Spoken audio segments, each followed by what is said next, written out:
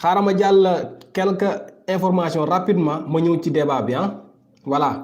maa ngi leen di bëggee kontaan naa trop ci ni ngeen teel a dugg see tey ok ki nga xamante ni mooy Youssouf Sabaly l'international sénégalais xamoon ngeen ne dafa amoon blessure wér na tey ji joué na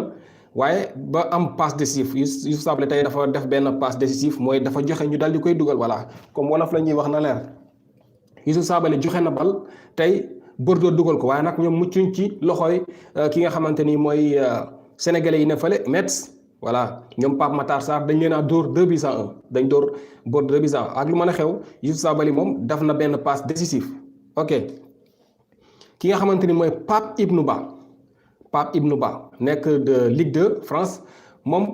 mu ngi def jaloor yu am solo voilà moom Pape Ibnou Ba dugal na li nga xamante ne mooy 13e biom yaakaar naa 13e biom de la saison voilà fukki bal ak ñett dugal na ko moom xale bi Pape Ibnou Ba tey jii dañoo match nul diggante Chamois Niortais contre Grenoble dañoo match nul 1-1 waaye Pape Ibnou Ba marqué na benn biu clubam Moussa Djité moo dugal beneen bal bi ci geneen wàll gi voilà kon 100% sénégalais la mais Pape Ibnou Ba am na 13 bi ci saison bi Mame Biram Diouf moom tey dafa wan gaay ne moom jeexalagul waaw Mame Biram Diouf double la amal tey jamono yi ñu toll nii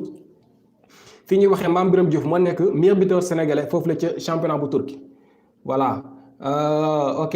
Mame Biram Diouf moo nekk meilleur buteur jamono yi ci championnat bu Turquie avant Mbaye Diagne di dem moom la woon 9 bi la marqué woon Mame Biram Diouf tey marqué na 2 bi